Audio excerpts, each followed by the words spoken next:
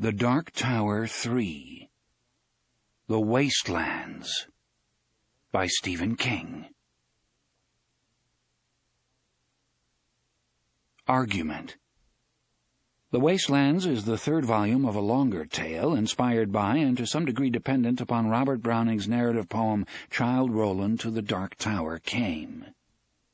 The first volume, The Gunslinger, tells how Roland, the last gunslinger in a world which has moved on, pursues and finally catches the Man in Black, a sorcerer named Walter, who falsely claimed the friendship of Roland's father in the days when the unity of Midworld still held.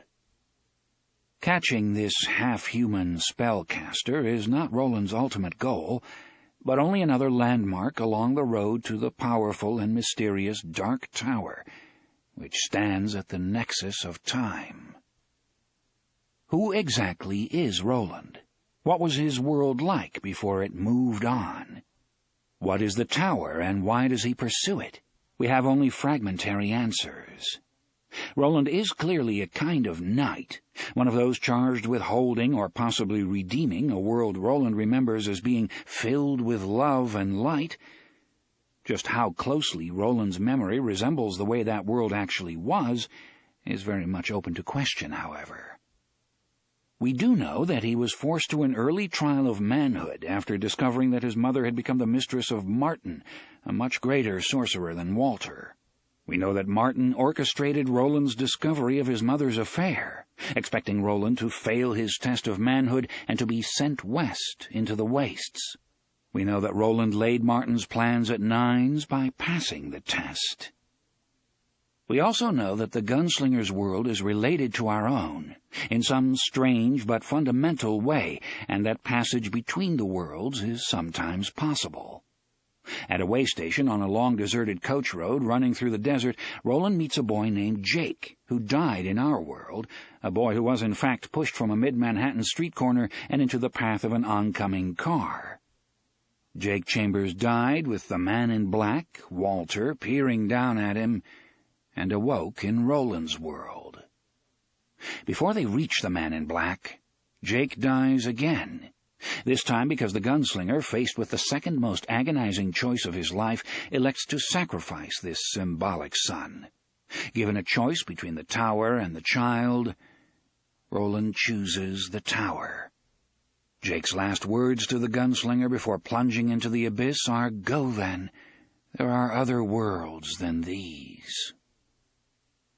The final confrontation between Roland and Walter occurs in a dusty Golgotha of decaying bones. The Man in Black tells Roland's future with a deck of tarot cards. 3 very strange cards, the Prisoner, the Lady of the Shadows, and Death, but not for you, gunslinger, are called especially to Roland's attention. The second volume, The Drawing of the Three, begins on the edge of the Western Sea not long after Roland's confrontation with Walter has ended. An exhausted gunslinger awakes in the middle of the night to discover that the incoming tide has brought a horde of crawling, carnivorous creatures, lobstrosities, with it. Before he can escape their limited range, Roland has been seriously wounded by these creatures, losing the first 2 fingers of his right hand to them. He is also poisoned by the venom of the lobstrosities, and as the gunslinger resumes his journey north along the edge of the Western Sea, he is sickening, perhaps dying. He encounters 3 doors standing freely upon the beach.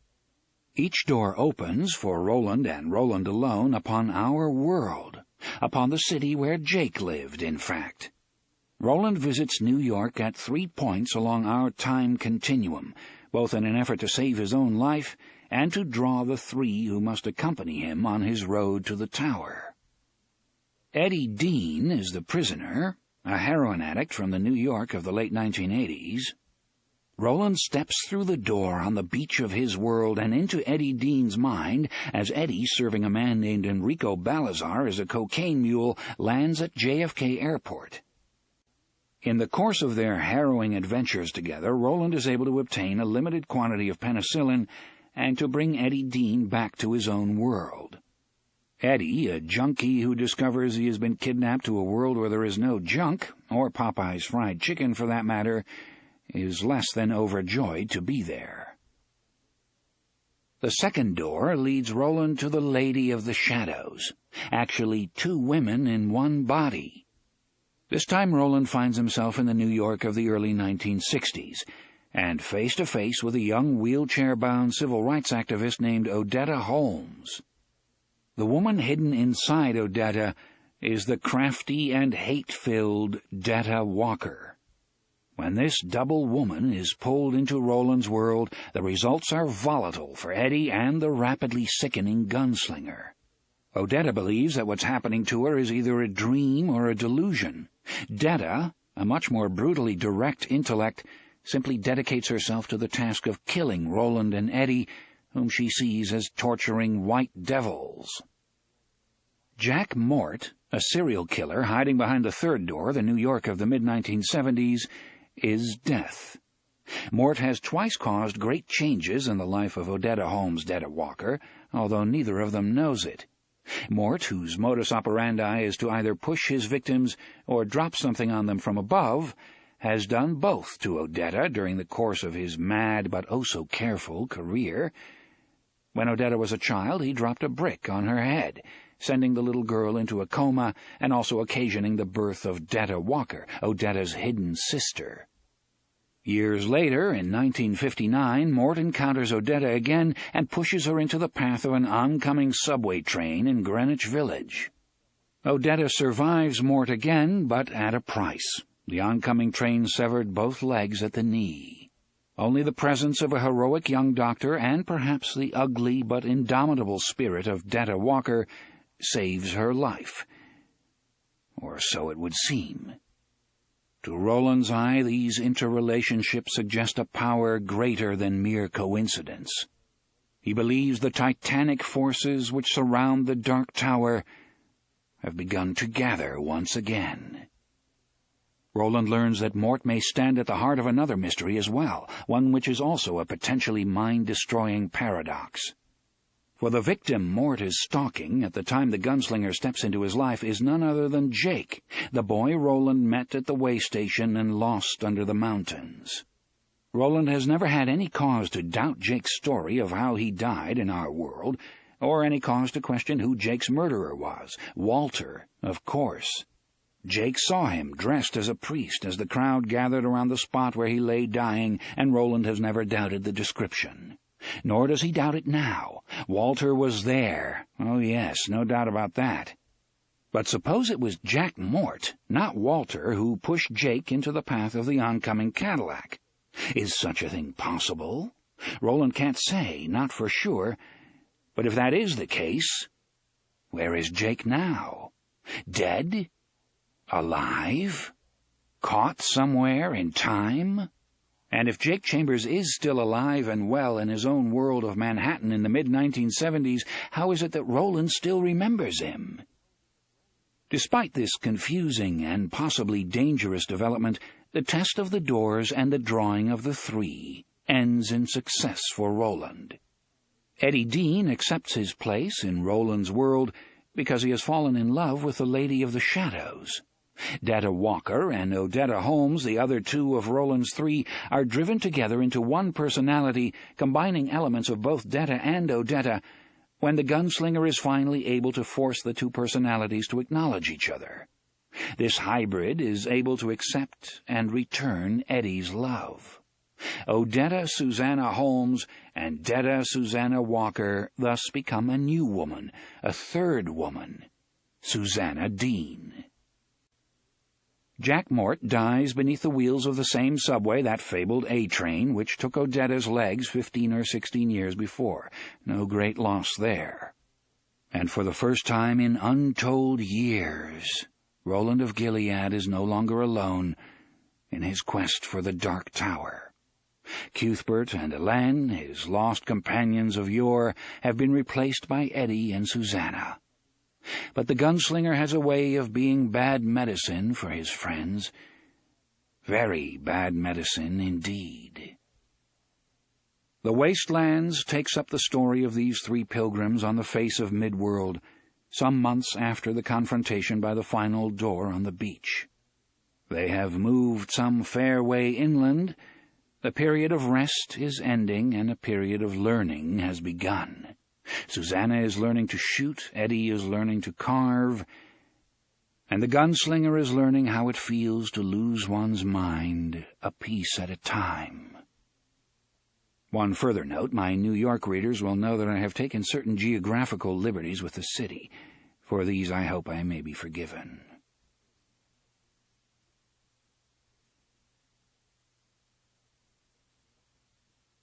A heap of broken images, where the sun beats, and the dead tree gives no shelter, the cricket no relief, and the dry stone no sound of water, only there is shadow under this red rock. Come in under the shadow of this red rock, and I will show you something different from either your shadow in the morning striding behind you or your shadow at evening rising to meet you. I will show you fear in a handful of dust. T.S. Eliot, The Wasteland. If there pushed any ragged thistle stalk above its mates, the head was chopped. The bents were jealous else. What made those holes and rents in the dock's harsh swarth leaves, bruised as to balk all hope of greenness? 'Tis a brute must walk, pashing their life out with a brute's intents. Robert Browning, Childe Roland to the Dark Tower came. "What river is it?" inquired Millicent idly. "It's only a stream. Well, perhaps a little more than that. It's called the Waste." "Is it, really?" "Yes," said Winifred. "It is." Robert Aikman, Hand in Glove. Book 1. Jake. Fear in a Handful of Dust. 1. Bear and Bone. 1. It was her third time with live ammunition, and her first time on the draw from the holster Roland had rigged for her. They had plenty of live rounds. Roland had brought back better than 300 from the world where Eddie and Susanna Dean had lived their lives up until the time of their drawing. But having ammunition in plenty did not mean it could be wasted. Quite the contrary, in fact. The gods frowned upon wastrels. Roland had been raised, first by his father and then by Court, his greatest teacher, to believe this, and so he still believed. Those gods might not punish at once, but sooner or later the penance would have to be paid, and the longer the wait, the greater the weight. At first there had been no need for live ammunition anyway. Roland had been shooting for more years than the beautiful brown-skinned woman in the wheelchair would believe. He had corrected her at first simply by watching her aim and dry fire at the targets he had set up. She learned fast. Both she and Eddie learned fast. As he had suspected, both were born gunslingers. Today Roland and Susanna had come to a clearing less than a mile from the camp in the woods which had been home to them for almost 2 months now. The days had passed with their own sweet similarity. The gunslinger's body healed itself while Eddie and Susanna learned the things the gunslinger had to teach them: how to shoot, to hunt, to gut and clean what they had killed, how to first stretch, then tan and cure the hides of those kills, how to use as much as it was possible to use so that no part of the animal was wasted, how to find north by Old Star or south by Old Mother, how to listen to the forest in which they now found themselves 60 miles or more northeast of the Western Sea. Today Eddie had stayed behind, and the gunslinger was not put out of countenance by this. The lessons which are remembered the longest, Roland knew, are always the ones that are self-taught. But what had always been the most important lesson was still most important: how to shoot, and how to hit what you shot at every time. How to kill. The edges of this clearing had been formed by dark, sweet-smelling fir trees that curved around it in a ragged semicircle. To the south, the ground broke off and dropped 300 feet in a series of crumbling shale ledges and fractured cliffs, like a giant set of stairs. A clear stream ran out of the woods and across the center of the clearing, first bubbling through a deep channel in the spongy earth and friable stone, then pouring across the splintery rock floor, which sloped down to the place where the land dropped away. The water descended the steps in a series of waterfalls and made any number of pretty, wavering rainbows. Beyond the edge of the drop-off was a magnificent deep valley, choked with more firs and a few great old elm trees, which refused to be crowded out. These latter towered, green and lush, trees which might have been old when the land from which Roland had come was yet young. He could see no sign that the valley had ever burned, although he supposed it must have drawn lightning at some time or other. Nor would lightning have been the only danger. There had been people in this forest in some distant time. Roland had come across their leavings on several occasions over the past weeks. They were primitive artifacts for the most part, but they included shards of pottery which could only have been cast in fire. And fire was evil stuff that delighted in escaping the hands which created it. Above this picture-book scene arched a blameless blue sky, in which a few crows circled some miles off, crying in their old rusty voices. They seemed restless, as if a storm were on the way. But Roland had sniffed the air, and there was no rain in it. A boulder stood to the left of the stream. Roland had set up 6 chips of stone on top of it. Each one was heavily flecked with mica, and they glittered like lenses in the warm afternoon light. "Last chance," the gunslinger said. "If that holster's uncomfortable even the slightest bit, tell me now. We didn't come here to waste ammunition." She cocked a sardonic eye at him, and for a moment he could see Detta Walker in there. It was like hazy sunlight winking off a bar of steel. "What would you do if it was uncomfortable and I didn't tell you? If I missed all 6 of those itty-bitty things? Whop me upside the head like that old teacher of yours used to do?" The gunslinger smiled. He had done more smiling these last 5 weeks than he had done in the 5 years which had come before them. "I can't do that, and you know it. We were children, for one thing, children who hadn't been through our rites of manhood yet. You may slap a child to correct him or her, but in my world whopping the kiddies is also frowned on by the better class of people," Susanna said dryly. Roland shrugged. It was hard for him to imagine that sort of world. Did not the great book say, "Spare not the birch, so you spoil not the child"? But he didn't believe Susanna was lying. "Your world has not moved on," he said. "Many things are different there.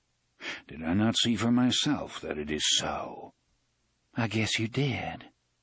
"In any case, you and Eddie are not children. It would be wrong for me to treat you as if you were. And if tests were needed, you both passed them." Although he did not say so, he was thinking of how it had ended on the beach when she had blown 3 of the lumbering lobstrosities to hell before they could peel him and Eddie to the bone. He saw her answering smile and thought she might be remembering the same thing. "So what you gonna do if I shoot for shit?" "I'll look at you. I think that's all I'll need to do." She thought this over, then nodded. "Might be." She tested the gun belt again. It was slung across her bosom, almost like a shoulder holster, an arrangement Roland thought of as a docker's clutch, and looked simple enough, but it had taken many weeks of trial and error and a great deal of tailoring to get it just right. The belt and the revolver, which cocked its eroded sandalwood grip out of the ancient oiled holster, had once been the gunslinger's. The holster had hung on his right hip. He had spent much of the last 5 weeks coming to realize it was never going to hang there again. Thanks to the lobstrosities, he was strictly a left-handed gun now. "So how is it?" he asked again. This time she laughed up at him. "Roland, this old gun belt's as comfortable as it's ever gonna be. Now, do you want me to shoot, or are we just gonna sit and listen to crow music from over yonder?" He felt tension worming sharp little fingers under his skin now, and he supposed Court had felt much the same at times like this under his gruff, bluff exterior. He wanted her to be good, needed her to be good. But to show how badly he wanted and needed, that could lead to disaster. "Tell me your lesson again, Susanna." She sighed in mock exasperation, but as she spoke her smile faded and her dark, beautiful face became solemn. And from her lips he heard the old catechism again, made new in her mouth.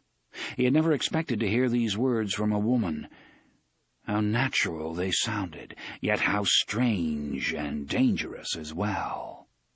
"I do not aim with my hand. She who aims with her hand has forgotten the face of her father. I aim with my eye.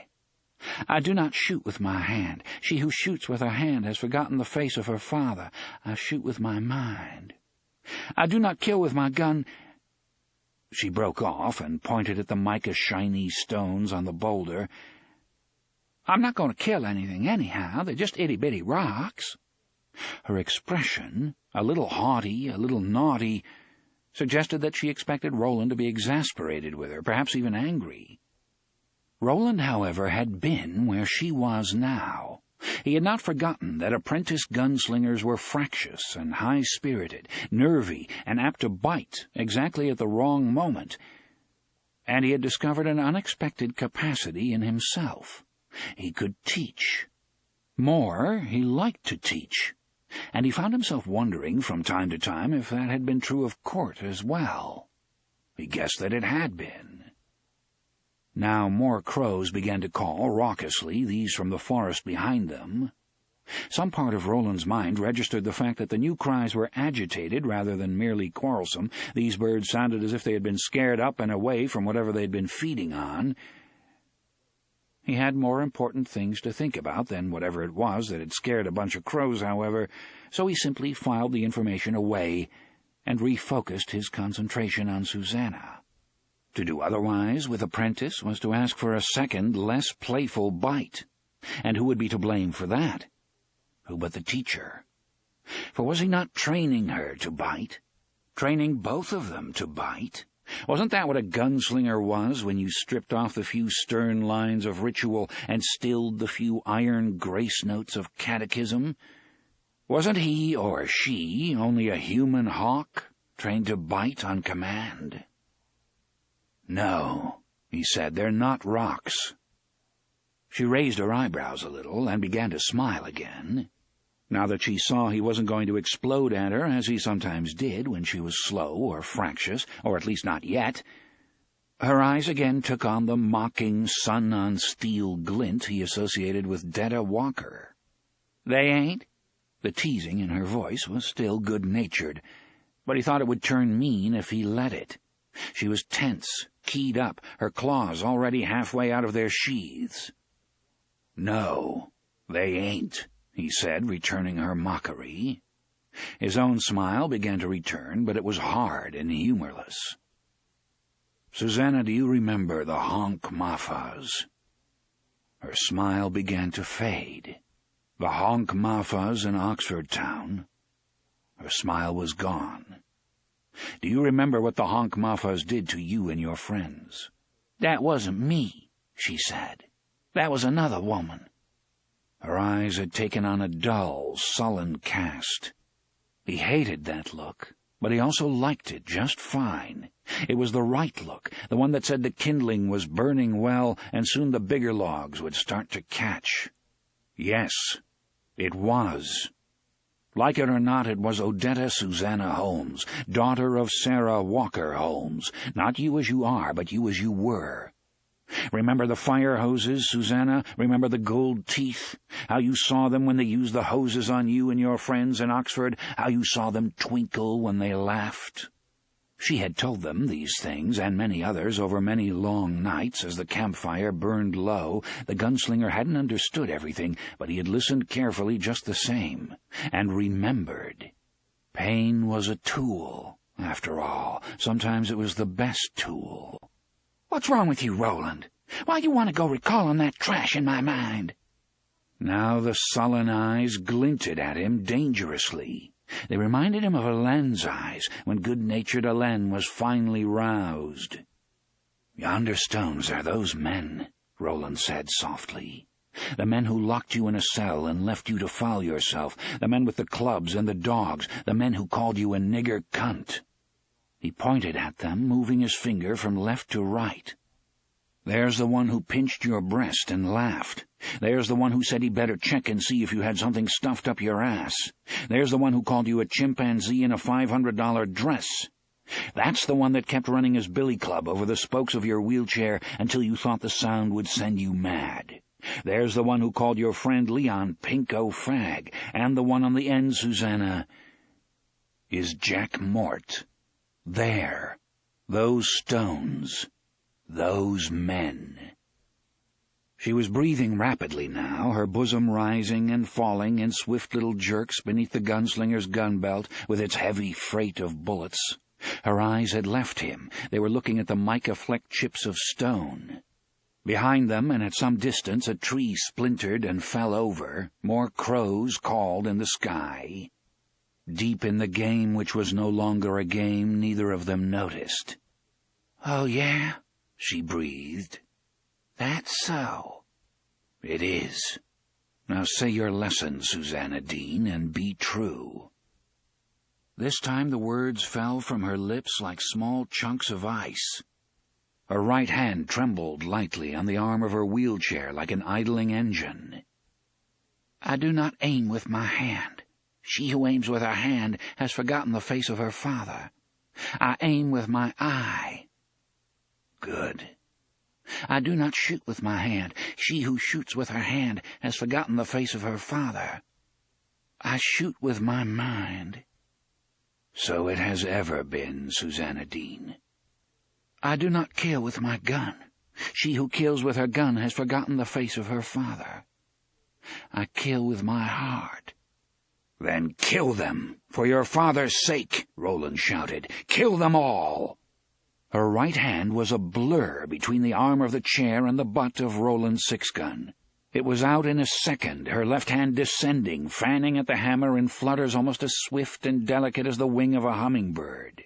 6 flat cracks peeled off across the valley, and 5 of the 6 chips of stone set atop the boulder blinked out of existence. For a moment neither of them spoke, did not even breathe, it seemed, as the echoes rolled back and forth, dimming. Even the crows were silent, at least for the time being. The gunslinger broke the silence with 4 toneless yet oddly emphatic words. "It is very well." Susanna looked at the gun in her hand as if she had never seen it before. A tendril of smoke rose from the barrel, perfectly straight in the windless silence. Then, slowly, she returned it to the holster below her bosom. "Good, but not perfect," she said at last. "I missed one." "Did you?" He walked over to the boulder and picked up the remaining chip of stone. He glanced at it, then tossed it to her. She caught it with her left. Her right stayed near the holstered gun, he saw with approval. She shot better and more naturally than Eddie, but had not learned this particular lesson as swiftly as Eddie had done. If she had been with them during the shootout at Balazar's nightclub, she might have. Now Roland saw she was at last learning that, too. She looked at the stone and saw the notch, barely a 1/16 of an inch deep in its upper corner. "You only clipped it," Roland said, returning to her, "but in a shooting scrape sometimes that's all you need. If you clip a fellow, throw his aim off—" He paused. "Why are you looking at me that way?" "You don't know, do you? You really don't?" "No. Your mind is often closed to me, Susanna." There was no defensiveness in his voice, and Susanna shook her head in exasperation. The rapid turn and turnabout dance of her personality sometimes unnerved him.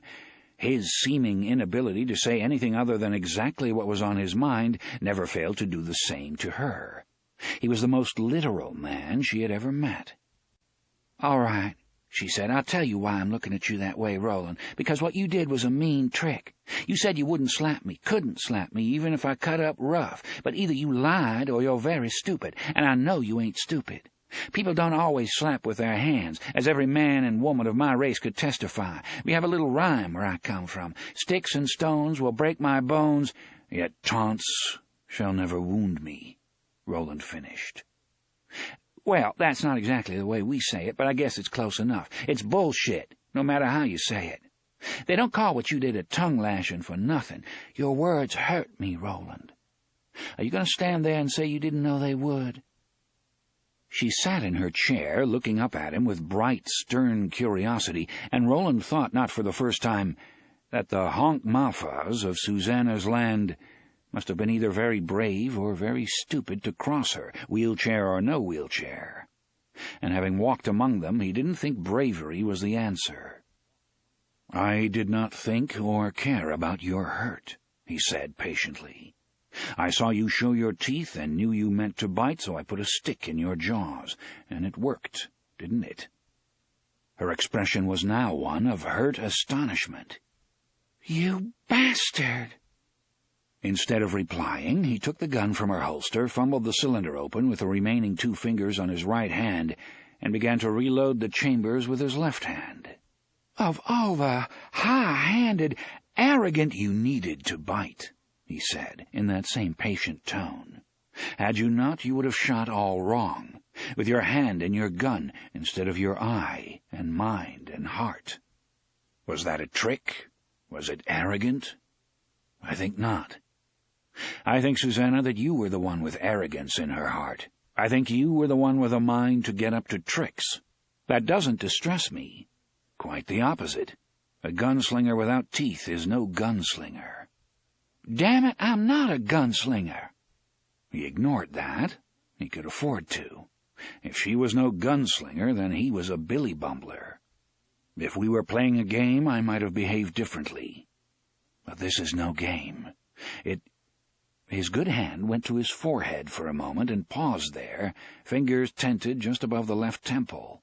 The tips of the fingers, she saw, were trembling minutely. "Roland, what's ailing you?" she asked quietly. The hand lowered slowly. He rolled the cylinder back into place and replaced the revolver in the holster she wore. "Nothing." "Yes, there is. I've seen it. Eddie has, too. It started almost as soon as we left the beach. It's something wrong, and it's getting worse." "There is nothing wrong," he repeated.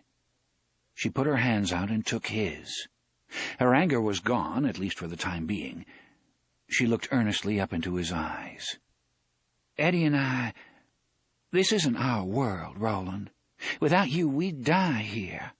We'd have your guns, and we can shoot them. You've taught us to do that well enough. But we'd die just the same.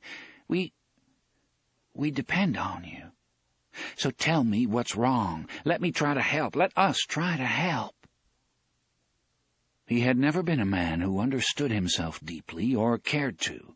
The concept of self-consciousness, let alone self-analysis, was alien to him. His way was to act, to quickly consult his own interior, utterly mysterious workings, and then act. Of them all, he had been the most perfectly made, a man whose deeply romantic core was encased in a brutally simple box which consisted of instinct and pragmatism. He took one of those quick looks inside now and decided to tell her everything. There was something wrong with him. Oh, yes. Yes, indeed. Something wrong with his mind. Something as simple as his nature and as strange as the weird, wandering life into which that nature had impelled him. He opened his mouth to say, "I'll tell you what's wrong, Susanna, and I'll do it in just 3 words. I'm going insane." But before he could begin, another tree fell in the forest. It went with a huge, grinding crash. This treefall was closer, and this time they were not deeply engaged in a test of wills masquerading as a lesson. Both heard it, both heard the agitated cawing of the crows which followed it, and both registered the fact that the tree had fallen close to their camp. Susanna had looked in the direction of the sound, but now her eyes, wide and dismayed, returned to the gunslinger's face. "Eddie," she said. A cry rose from the deep green fastness of the woods in back of them, a vast cry of rage. Another tree went, and then another. They fell in what sounded like a hail of mortar fire. Dry wood, the gunslinger thought. Dead trees. "Eddie!" This time she screamed it. "Whatever it is, it's near Eddie!" Her hands flew to the wheels of her chair and began the laborious job of turning it around. No time for that. Roland seized her under her arms and pulled her free. He had carried her before when the going was too rough for her wheelchair, both men had, but she was still amazed by his uncanny, ruthless speed. At one moment she was in her wheelchair, an item which had been purchased in New York City's finest medical supply house in the fall of 1962. At the next she was balanced precariously on Roland's shoulders like a cheerleader, her muscular thighs gripping the sides of his neck, his palms over his head and pressing into the small of her back. He began to run with her, his sprung boots slapping the needle-strewn earth between the ruts left by her wheelchair.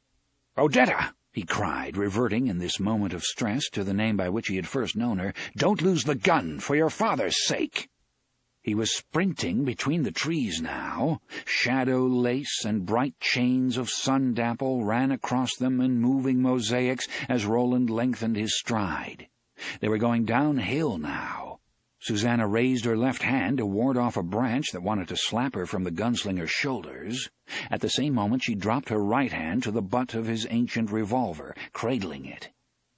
"A mile," she thought. "How long to run a mile? How long with him going flat out like this? Not long if he can keep his feet on these slippery needles, but maybe too long. Let him be all right, Lord. Let my Eddie be all right." As if in answer, she heard the unseen beast loose its cry again. That vast voice was like thunder, like doom.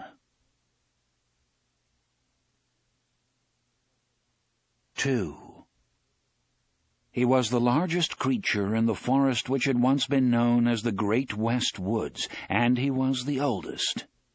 Many of the huge old elms which Roland had noticed in the valley below had been little more than twigs sprouting from the ground when the bear came out of the dim, unknown reaches of Outworld like a brutal, wandering king.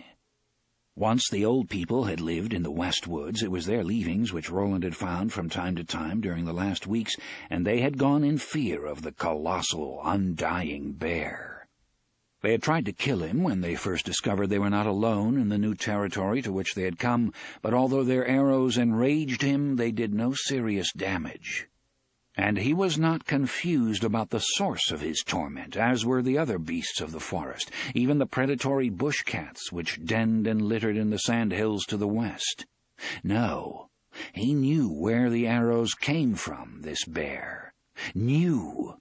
And for every arrow which found its mark in the flesh below his shaggy pelt, he took 3, 4, perhaps as many as half a dozen of the old people, children if he could get them, women if he could not.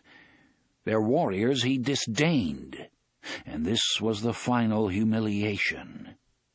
Eventually, as his real nature became clear to them, their efforts to kill him ceased. He was, of course, a demon incarnate, or the shadow of a god. They called him Mir, which to these people meant the world beneath the world. He stood 70 feet high, and after 18 or more centuries of undisputed rule in the West Woods, he was dying. Perhaps the instrument of his death had at first been a microscopic organism in something he had eaten or drunk. Perhaps it was old age, more likely a combination of both. The cause didn't matter. The ultimate result, a rapidly multiplying colony of parasites foraging within his fabulous brain, did. After years of calculating, brutal sanity, Mir had run mad.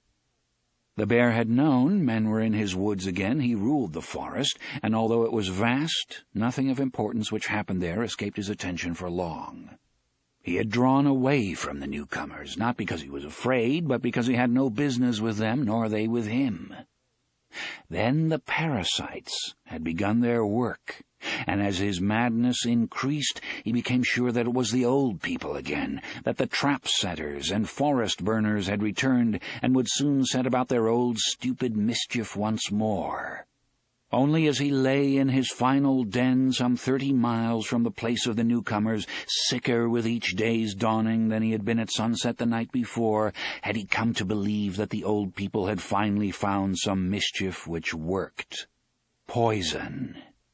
He came this time not to take revenge for some petty wound, but to stamp them out entirely before their poison could finish having its way with him, and as he traveled, all thought ceased. What was left was red rage, the rusty buzz of the thing on top of his head, the turning thing between his ears, which had once done its work in smooth silence, and an eerily enhanced sense of smell, which led him unerringly toward the camp of the 3 pilgrims.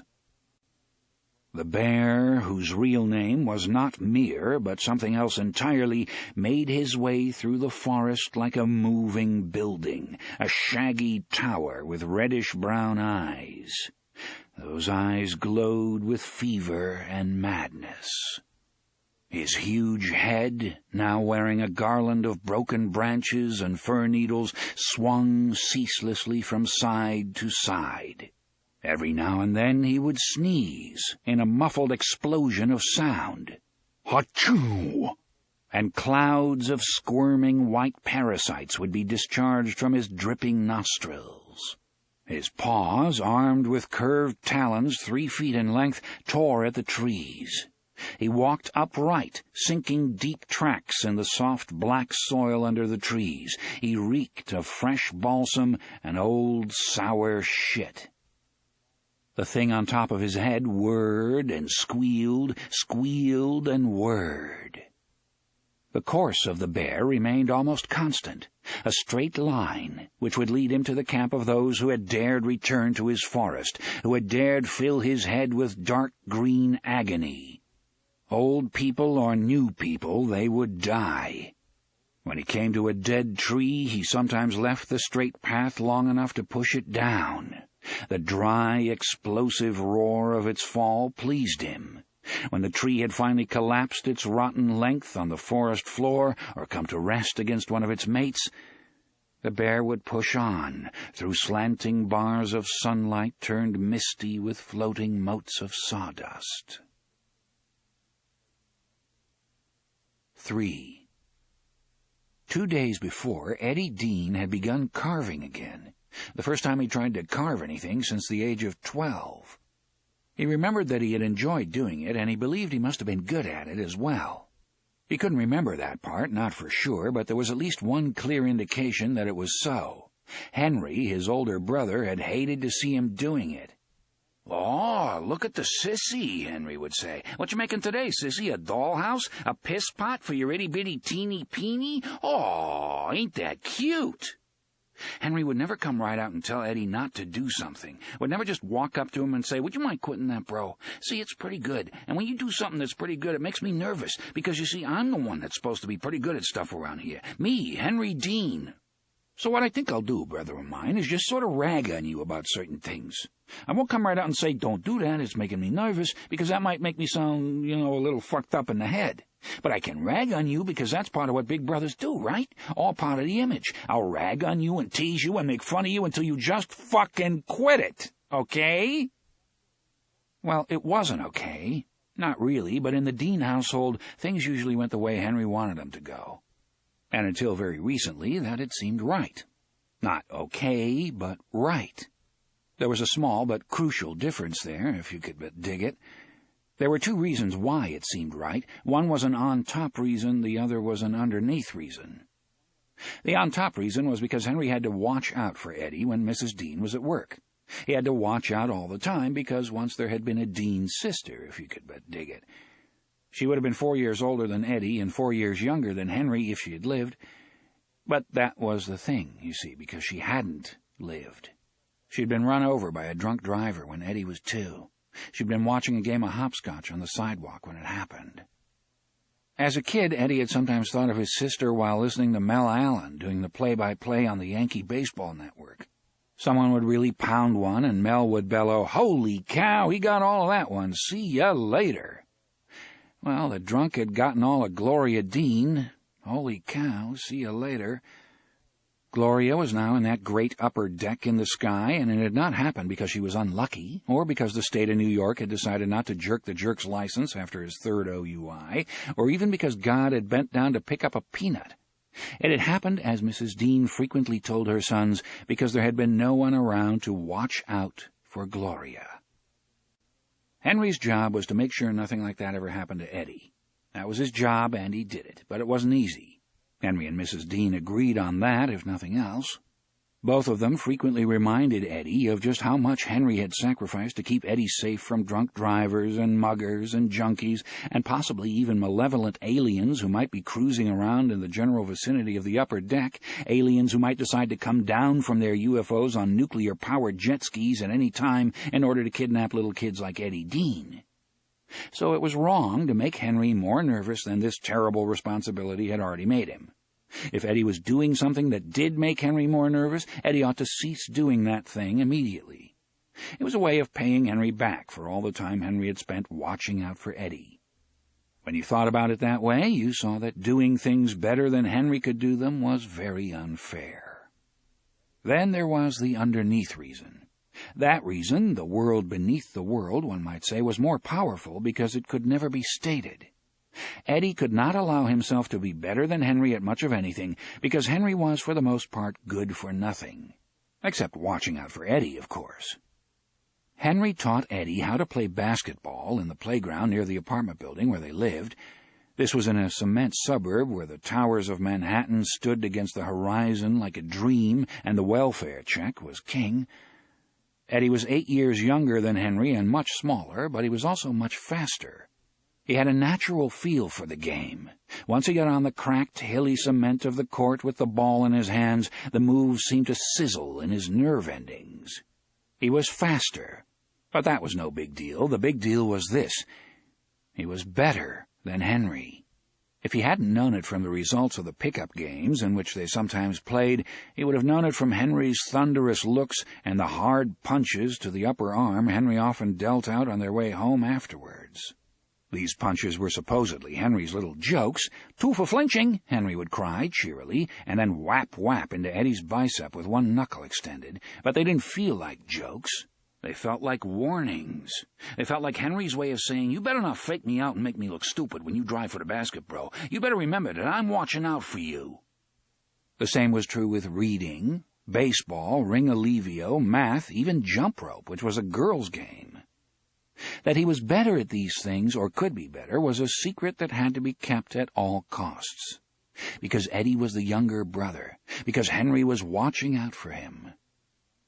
But the most important part of the underneath reason was also the simplest. These things had to be kept secret because Henry was Eddie's big brother, and Eddie adored him.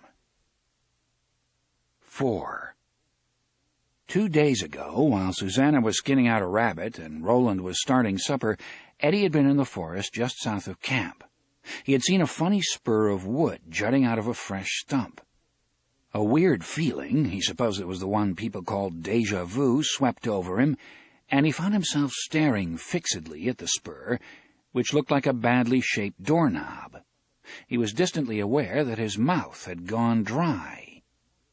After several seconds, he realized he was looking at the spur sticking out of the stump, but thinking about the courtyard behind the building where he and Henry had lived, thinking about the feel of the warm cement under his ass and the whopping smells of garbage from the dumpster around the corner in the alley.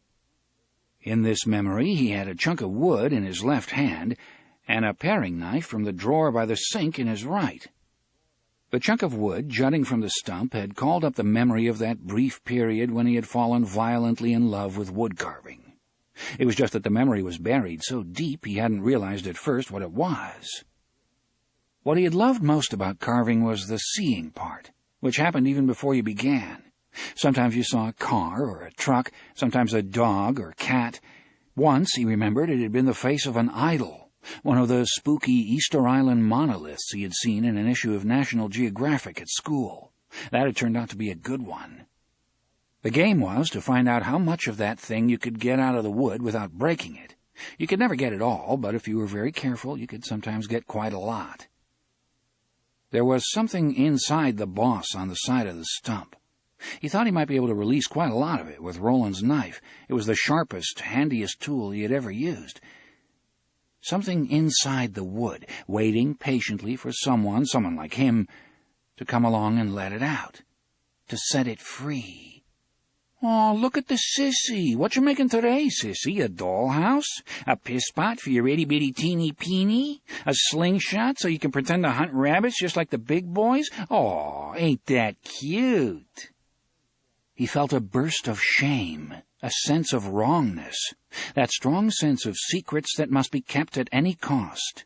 And then he remembered, again, that Henry Dean, who had in his later years become the great sage and eminent junkie, was dead.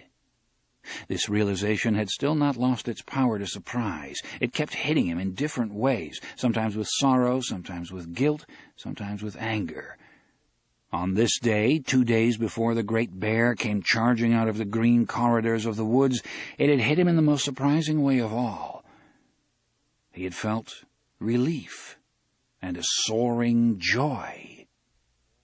He was free. Eddie had borrowed Roland's knife. He used it to cut carefully around the jutting boss of wood, then brought it back and sat beneath a tree with it, turning it this way and that. He was not looking at it. He was looking into it. Susanna had finished with her rabbit. The meat went into the pot over the fire. The skin she stretched between 2 sticks, tying it with hanks of rawhide from Roland's purse. Later on, after the evening meal, Eddie would begin scraping it clean. She used her hands and arms, slipping effortlessly over to where Eddie was sitting with his back propped against the tall old pine. At the campfire, Roland was crumbling some arcane and no doubt delicious woods herb into the pot. "What's doing, Eddie?" Eddie had found himself restraining an absurd urge to hide the boss of wood behind his back. "Nothing," he said. "Thought I might, carve something." He paused, then added, "I'm not very good, though." He sounded as if he might be trying to reassure her of this fact. She had looked at him, puzzled. For a moment she seemed on the verge of saying something, then simply shrugged and left him alone. She had no idea why Eddie seemed ashamed to be passing a little time in whittling. Her father had done it all the time. But if it was something that needed to be talked about, she supposed Eddie would get to it in his own time. He knew that guilty feelings were stupid and pointless, but he also knew he felt more comfortable doing this work when Roland and Susanna were out of camp. Old habits, it seemed, sometimes died hard. Beating heroin was child's play compared to beating your childhood. When they were away, hunting or shooting or keeping Roland's peculiar form of school, Eddie found himself able to turn to his piece of wood with surprising skill and increasing pleasure. The shape was in there, all right. He had been right about that. It was a simple one, and Roland's knife was setting it free with an eerie ease. Eddie thought he was going to get almost all of it, and that meant the slingshot might actually turn out to be a practical weapon. Not much compared to Roland's big revolvers, maybe, but something he had made himself, just the same, his, and this idea pleased him very much. When the first crows rose in the air, cawing affrightedly, he did not hear. He was already thinking, hoping, that he might see a tree with a bow trapped in it before too long.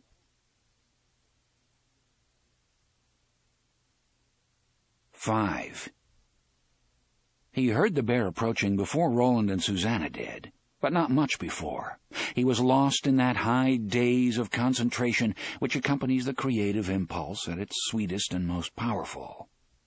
He had suppressed these impulses for most of his life, and now this one held him wholly in its grip. Eddie was a willing prisoner. He was pulled from his daze not by the sound of falling trees, but by the rapid thunder of a .45 from the south. He looked up, smiling, and brushed hair from his forehead with a sawdusty hand.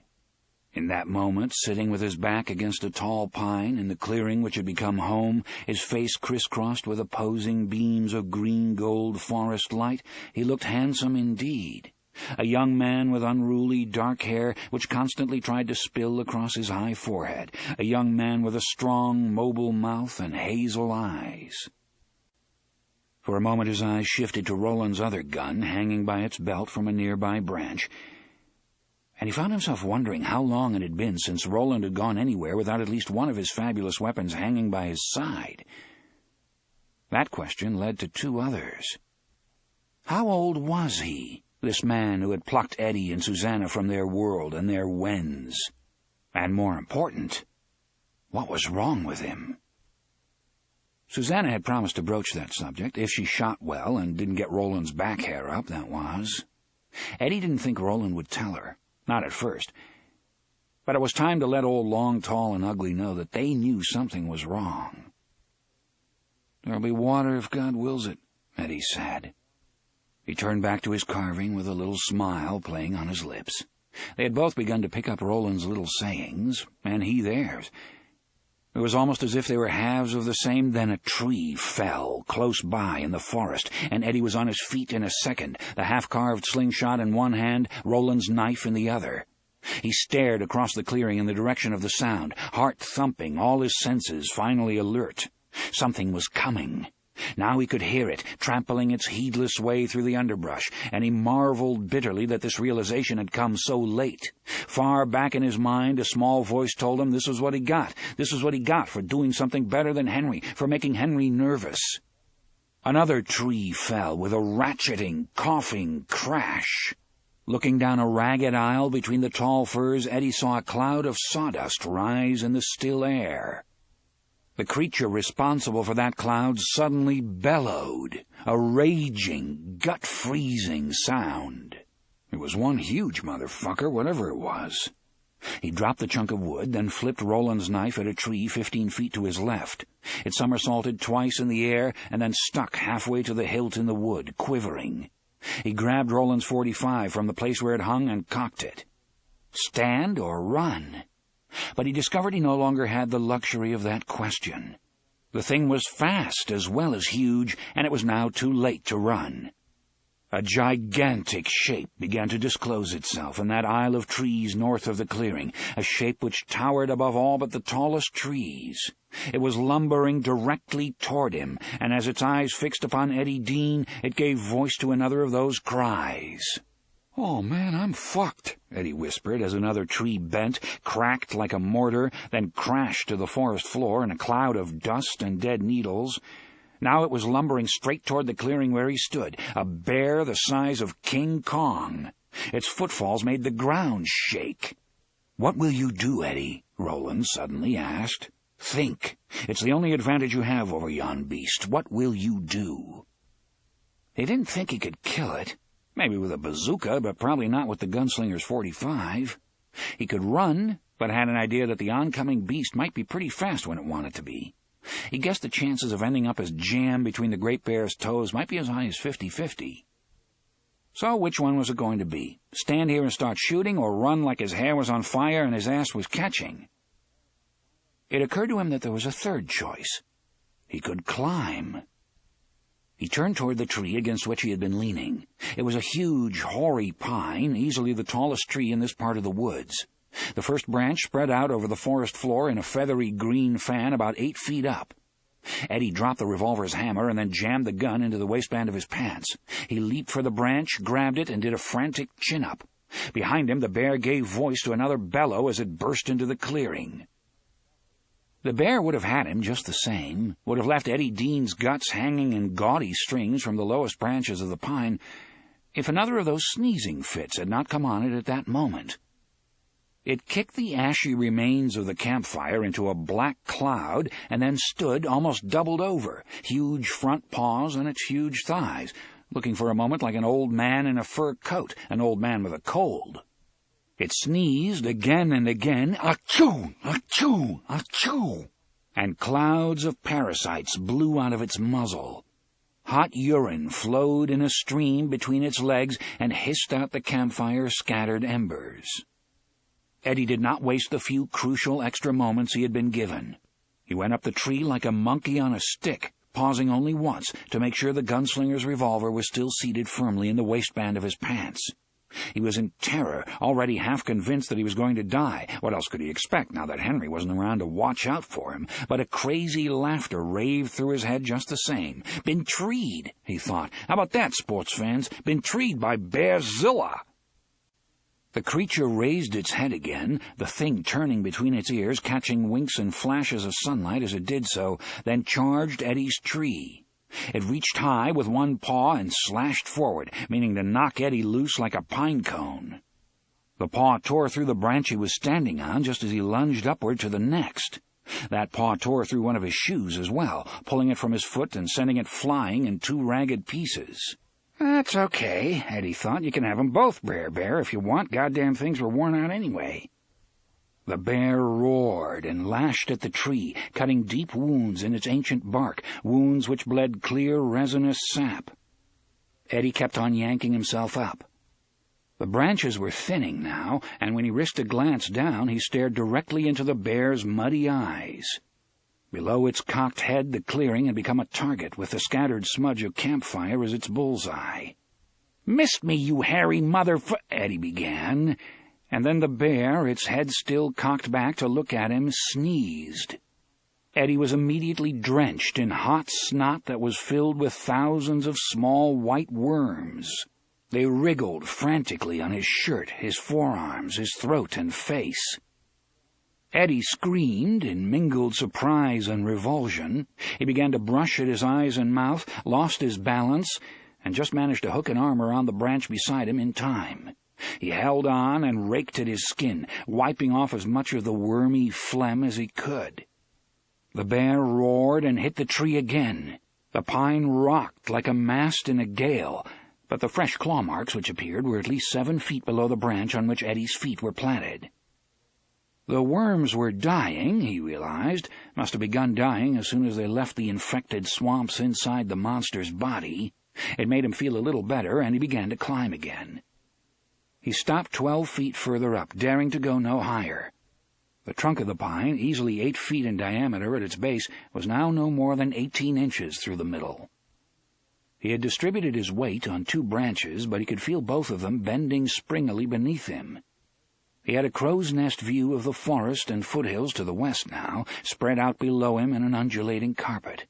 Under other circumstances, it would have been a view to relish. "Top of the world, Ma," he thought. He looked down into the bear's upturned face again, and for a moment all coherent thought was driven from his mind by simple amazement. There was something growing out of the bear's skull, and to Eddie it looked like a small radar dish. The gadget turned jerkily, kicking up flashes of sun as it did, and Eddie could hear it screaming thinly.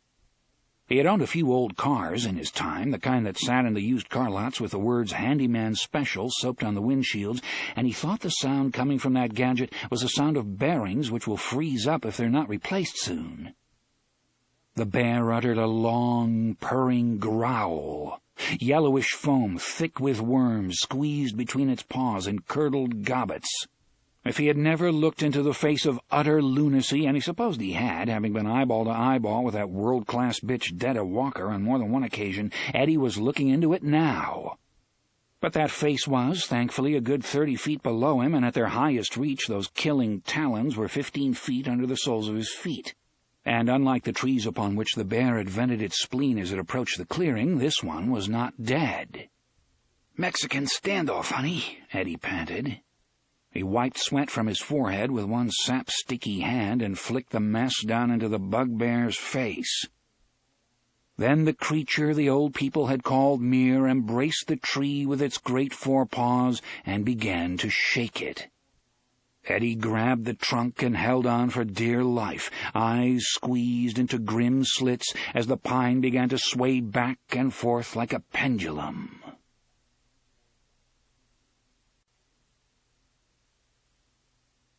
6.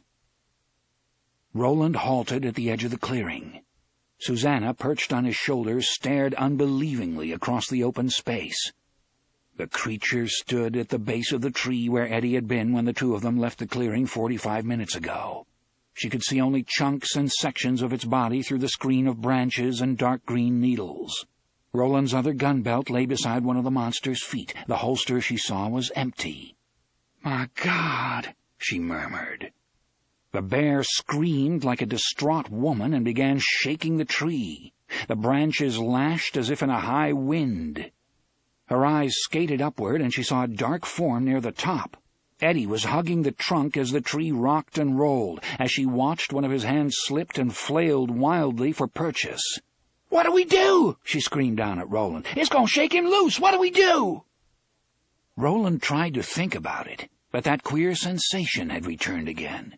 It was always with him now, but stress seemed to make it worse. He felt like two men existing inside one skull. Each man had his own set of memories, and when they began to argue, each insisting that his memories were the true ones, the gunslinger felt as if he were being ripped in two. He made a desperate effort to reconcile these two halves, and succeeded, at least for the moment. "It's one of the 12, he shouted. "One of the Guardians. Must be. But I thought they were—" The bear bellowed up at Eddie again. Now it began to slap at the tree like a punchy fighter. Branches snapped and fell around its feet in a tangle. "What?" Susanna screamed. "What's the rest?" Roland closed his eyes. Inside his head a voice shouted the boy's name was Jake. Another voice shouted back, "There was no boy. There was no boy, and you know it." "Get away, both of you," he snarled, and then called out aloud, "Shoot it! Shoot it in the ass, Susanna. It'll turn and charge. When it does, look for something on its head. The bear squalled again. It gave up slapping the tree and went back to shaking it. Ominous popping, grinding sounds were now coming from the upper part of the trunk. When he could be heard again, Roland shouted, "I think it looks like a hat, a little steel hat. Shoot it, Susanna, and don't miss." Terror suddenly filled her. Terror and another emotion, one she would never have expected. Crushing loneliness. "No, I'll miss. You do it, Roland." She began to fumble his revolver out of the belt she wore, meaning to give it to him. "Can't," Roland shouted. "The angle's bad. You have to do it, Susanna. This is the real test, and you'd better pass it." "Roland, it means to snap the top of the tree off," he roared at her. "Can't you see that?" She looked at the revolver in her hand, looked across the clearing at the gigantic bear obscured in the clouds and sprays of green needles, looked at Eddie swaying back and forth like a metronome. Eddie probably had Roland's other gun, but Susanna could see no way he could use it without being shaken from his perch like an overripe plum. Also, he might not shoot at the right thing. She raised the revolver. Her stomach was thick with dread. "Hold me still, Roland," she said. "If you don't worry about me."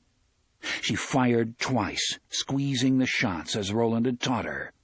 The heavy reports cut across the sound of the bear shaking the tree like the cracks of a bullwhip. She saw both bullets strike home in the left cheek of the bear's rump, less than 2 inches apart. It shrieked in surprise, pain, and outrage. One of its huge front paws came out of the dense screen of branches and needles and slapped at the hurt place. The hand came away dripping scarlet and rose back out of sight. Susanna could imagine it up there, examining its bloody palm. Then there was a rushing, rustling, snapping sound as the bear turned, bending down at the same time, dropping to all fours in order to achieve maximum speed. For the first time she saw its face, and her heart quailed. Its muzzle was lathered with foam, its huge eyes glared like lamps, its shaggy head swung to the left, back to the right, and centered upon Roland, who stood with his legs apart and Susanna Dean balanced on his shoulders. With a shattering roar, the bear charged.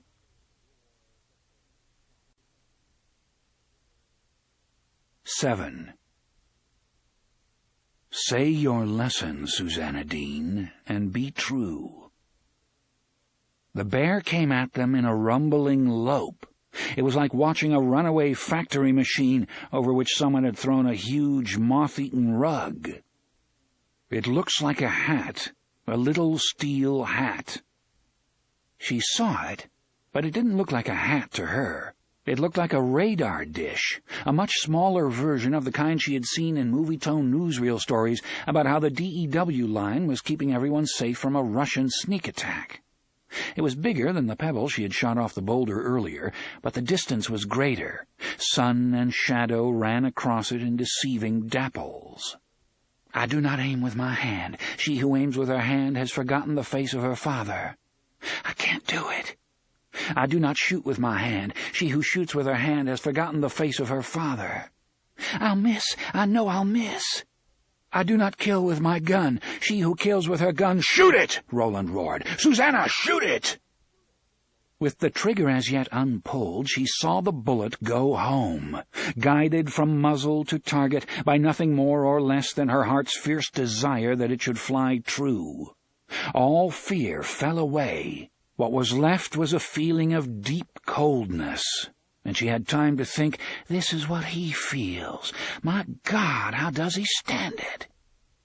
"I kill with my heart, motherfucker," she said, and the gunslinger's revolver roared in her hand.